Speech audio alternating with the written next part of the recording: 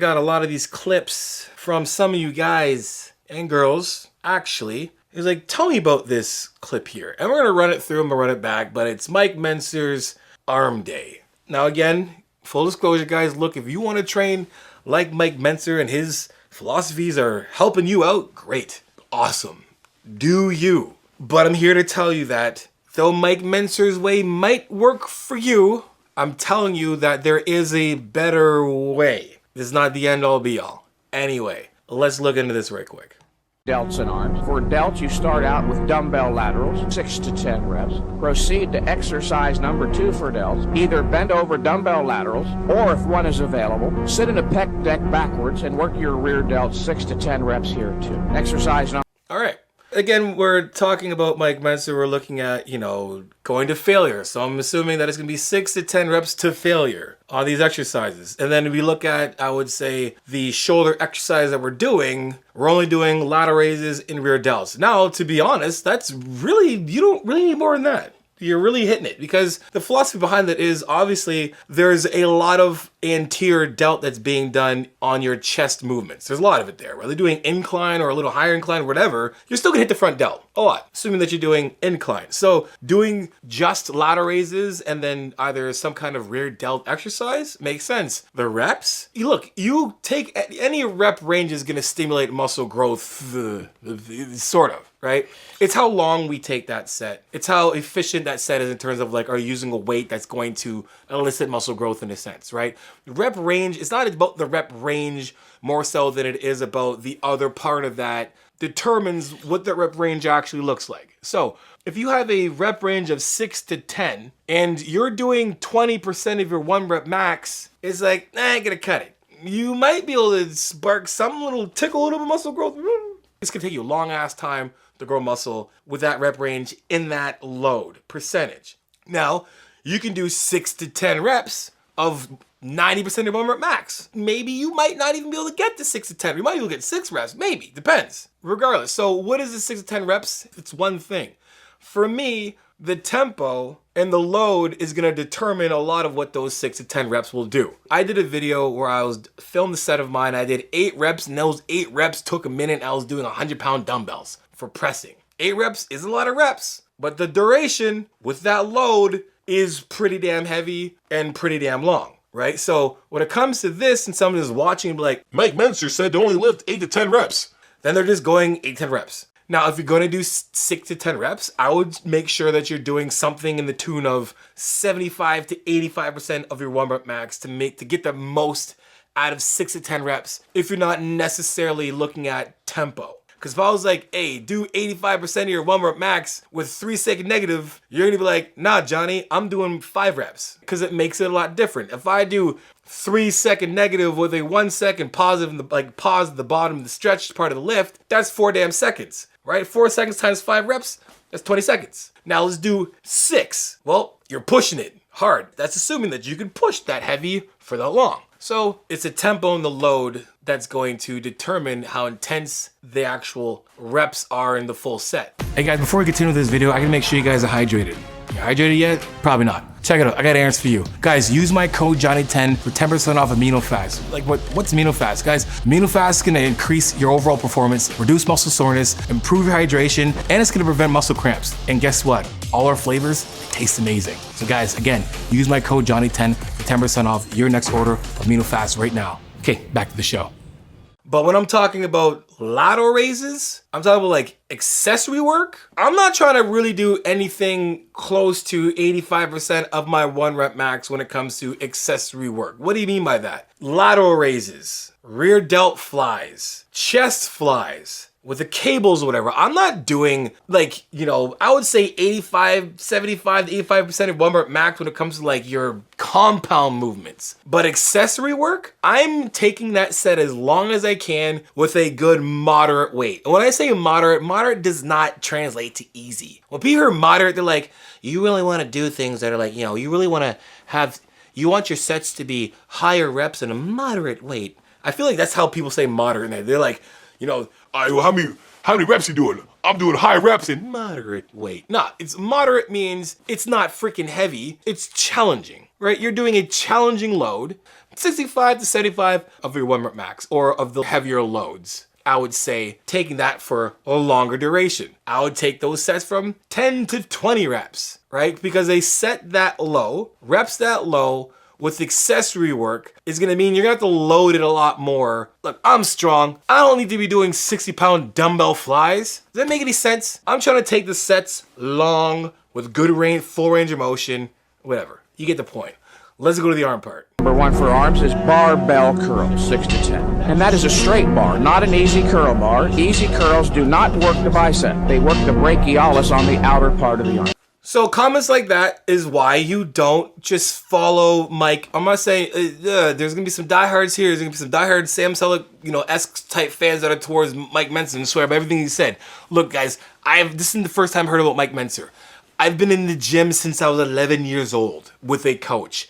I was serious in the gym from the youngest age. I've already heard about Mike Mentzer. He's already been there, done that, right? Let me just make things, I have a cool little, where's my freaking stick?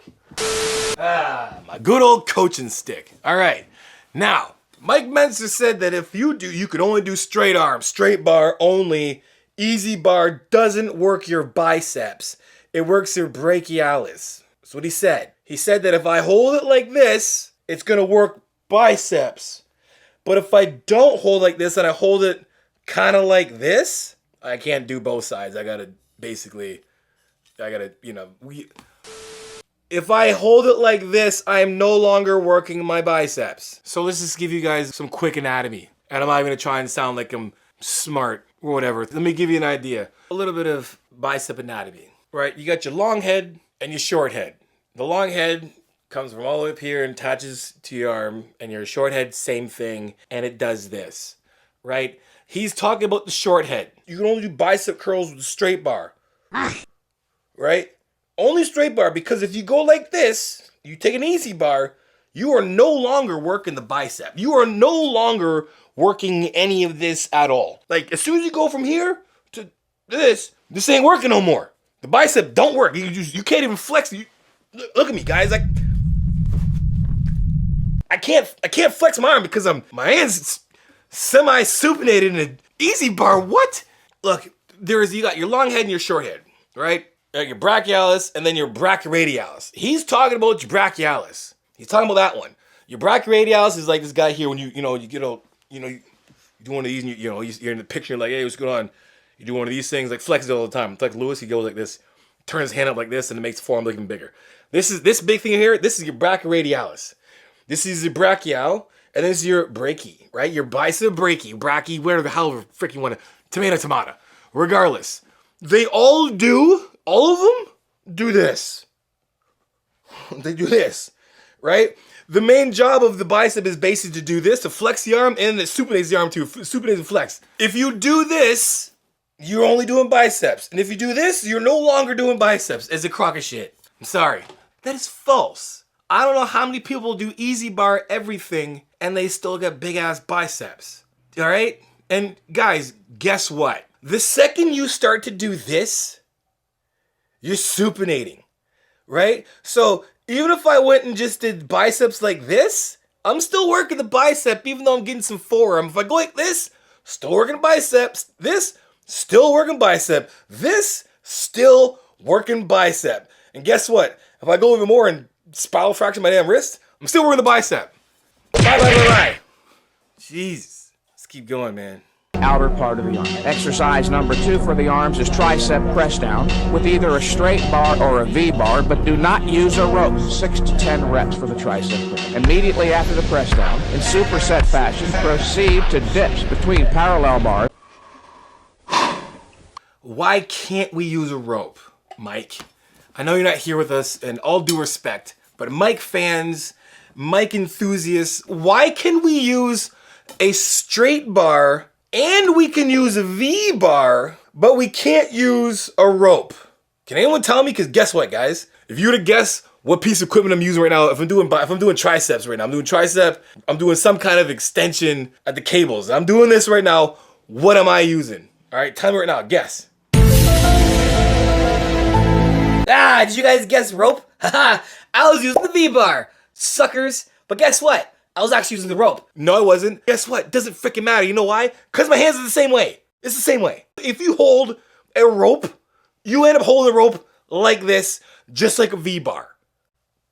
I don't know why he doesn't want to do that, because maybe because you can put, I don't know, being using a rope makes you soft? I don't know. There's no reason to not use a daggone rope. Use a rope. Use a damn rope. Go and use a rope. You go use ropes. Rope dope all day. Use a damn rope. Again, those reps, for me, you can blast your tries a little more. Like, you know, when it comes to these reps, 6 to 10 reps. With bicep curls, yeah, you know, you can push the load there a little bit. Same with, like, you know, triceps. You can definitely push load in there. Do you need to?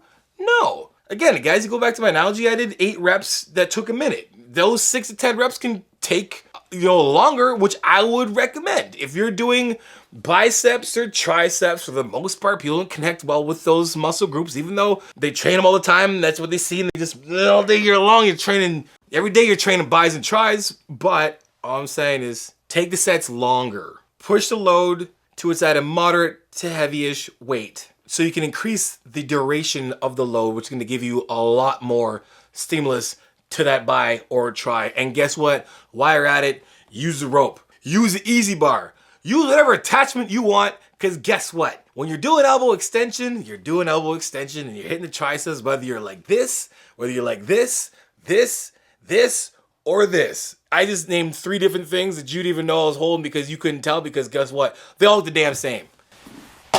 Parallel bars for 3 to 5 reps to failure. Okay, then you finish off with dips, 3 to 5 reps to failure. I'm assuming he's assuming that by the time you get down to do that exercise, there ain't no way you can do more than 3 to 5 reps. Well, guess what? If you can, do it. I would say to failure, like he said, but do as many reps as you can. I'm pretty sure most people can do 3 to 5 reps. And if you can't do 3 to 5 reps on the dip machine, then go to a machine where you can adjust the weight so you can get more than 3 to 5 reps. Long sets. You want your arms to grow? Time under tension. Stretch at the long portion of the lift, the lengthened part of the lift, stretch it out, long duration with a moderate to heavy weight, and you're growing some biceps. And you can do whatever handle you want.